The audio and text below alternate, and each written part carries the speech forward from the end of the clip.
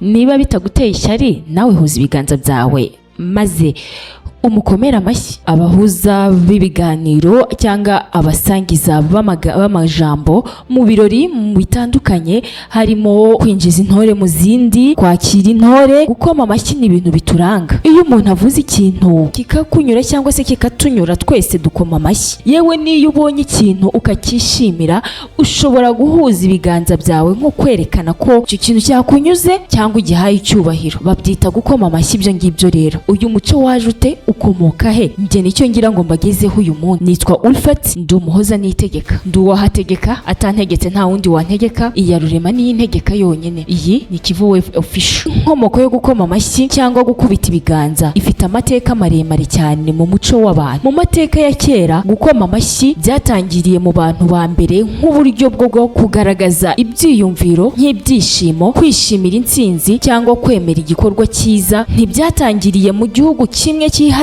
ahubwo ni umuco wabonetse mu bice byinshi by'isi mu buryo bwigenga cyangwa se mu buryo butandukanye. Mu bihe bya kera, mu Bugiriki bwa kera, Abaroma, abantu bakomaga amashyi mu makinamico no mu birori kugira ngo bashimire abakinnyi cyangwa abavuze neza. Mu mico itandukanye ya Afurika harimo n'u Rwanda, gukoma amashyi byakorerwaga mu mihango, mu ndirimbo no mu mbyino nk'ibimenyetso by'ishimwe n'ubufatanye. Mu bihe bya kera nko mu Bubiligi, nko mu Bugiriki, impamvu byakomeje gukoreshwa kugeza n'ubu nuko ari uburyo bworoshye bwo kugaragaza amarangamutima budasaba ibikoresho kandi bushobora gukorwa n'abantu benshi icyarimwe, bikongera imbaraga z'icyishimo cyangwa ishimwe. Muri make, gukoma amashyi ni umuco rusange w'abantu bose wavutse kera cyane, nko ku buryo bwo kuvuga uti ndishimiye cyangwa ni byiza cyane. Gukoma amashyi rero ntibyatangiriye ahantu hamwe hazwi neza,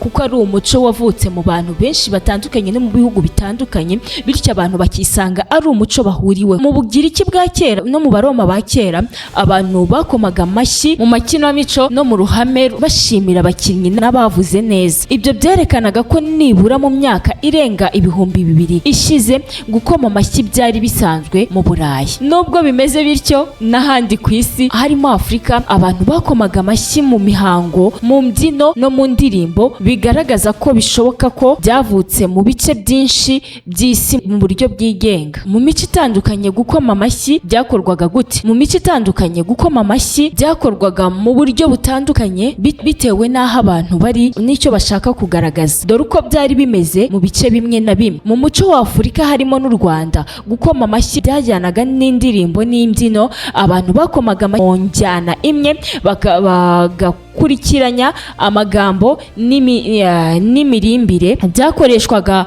mu birori, mu bukwe no mu mihango yo gusabana no gushyigikirana. Hari n'aho bakoreshaga amashyi nk'uburyo bwo guhamagarana cyangwa gukangurirana. Mu Bugiriki n'Abaroma ba kera, amashyi yakoreshwaga cyane mu makinamico no mu ruhame. Hari uburyo butandukanye bwo gukoma amashyi, buhoro cyane cyangwa mu buryo bwihariye bitewe n'uko bashimiye igikorwa. Mu Baroma hari igice abantu bigishwaga uko bagomba gukoma amashyi mu buryo butandukanye, nk'aho bakomaga buhoro buhoro cyangwa bakubita ibiganza byinshi icyarimwe. Mu bihugu byo muri Aziya, mu bice bimwe gukoma amashyi ntibyakoreshwaga cyane nk'ikimenyetso cy'icyubahiro, ahubwo abantu bashoboraga gupfukama, kunama, kubika umutwe cyangwa guceceka nk'ikimenyetso cyo kubaha umuntu cyangwa kwerekana ko bishimiye ibikorwa biri aho. Ariko aho byakorwaga mu buryo bugenzwe kandi butuje, atari urusaku rwinshi nk'uko ahandi muri Afurika no mu Baroma ba kera byakorwaga. Mu mico y'i Burayi yo mu bihe bya nyuma, gukoma amashyi byabaye ikimenyetso gisanzwe cyo gushimira mu kinamico, mu muziki no mu biganiro. Hari naho byajyanaga n'indi myitwarire nko guhaguruka, ibyo bise standing ovation. iyo umuntu yishimye cyane.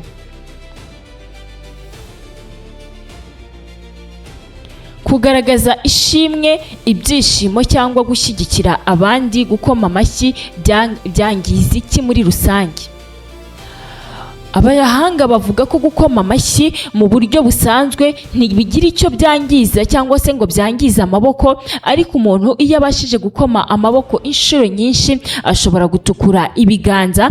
Amashyi menshi kandi arimo urusaku rwinshi nko mu bitaramo ashobora kugira ingaruka ku matwi cyane iyo ari hafi cyane, ariko amashyi asanzwe mu buzima bwa buri munsi nta kibazo atera. Mu by'ukuri gukoma amashyi bishobora no kugira akamaro, bituma umuntu agaragaza ibyishimo n'ishimwe. Bishobora gutuma umubiri ukanguka gato nk'imyitozo yoroheje y'amaboko. Hari n'abavuga ko bifasha kugabanya stress. Mu ncamake, gukoma amashyi si bibi, ntibyangiza umubiri iyo bikozwe mu rugero, gusa wirinde kubikora cyane kugeza ubabaye cyangwa uri ahantu harimo urusaku rwinshi cyane.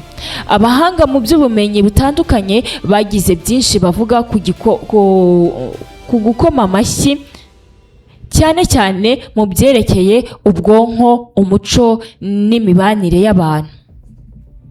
Mu bya psychology cyangwa se imitekerereze n'imyitwarire, abashakashatsi bavuga ko gukoma amashyi ari uburyo bworoshye bwo kugaragaza ibyishimo n'ishimwe. Iyo umuntu akoma amashyi, ubwonko bushobora kurekura imisemburo ituma yumva ameze neza. Hari n'inyigo zerekana ko amashyi ashobora kwandura, contagion. Umuntu umwe atangiye abandi bakamukurikira, kandi ni ibintu bigaragara ahantu henshi. Ushobora kubona ikintu kikunyuze, wakwikomera amashyi ugasanga n'abandi bari bifashe nabo bahise bakoma amashyi, mugasanga habaye uruhererekane rwo gukoma amashyi. Muri neuroscience, ibi ni abahanga mu bijyanye n'ubuzima bw'imitsi yo mu mutwe n'udutsi duto two mu mutwe. Gukoma amashyi bisaba guhuza amaboko n'ubwonko, bikaba imyitozo yoroshye y'imikoranire n'ubwonko cyangwa se coordination, bifasha gukangura ubwonko n'imikorere y'imitsi nubwo ari ku rugero ruto cyane. Abahanga bavuga ko gukoma amashyi ari umuco rusange ku isi, ariko uko bikorwa bigatandukana bitewe n'umuco n'ahantu. Iki gikoresho cy'ingenzi cyo gushyikira no guhuza abantu mu matsinda, nko mu mbyino, ibirori cyangwa mu mihango. Mu mibereho rusange cyangwa social behavior mu ndimi z'amahanga, amashyi akoreshwa nk'ikimenyetso cy'icyubahiro cyangwa kwemera igikorwa cyiza. Nanone kwemera si ubugwari, ahubwo kwemera ni ubutwari. Iyo wemeye ugashimira umuntu igikorwa cyiza yagukoreye, ugahuza ibiganza byawe ukamushimira, nawe uba ukoze imyitozo ngororamubiri y'ubwonko bwawe. Kujyane yuko gukoma amashyi, abashakashatsi n'abahanga mu bijyanye n'imitekerereze ndetse n'ubuzima bwo mu mutwe n'udutsi n'imitsi yo mu mutwe n'imikoranire yo mu mutwe bavuga yuko gukoma amashyi bigabanya stress. Mu matsinda manini ashobora gutuma abantu bumva bahuje intego n'amarangamutima.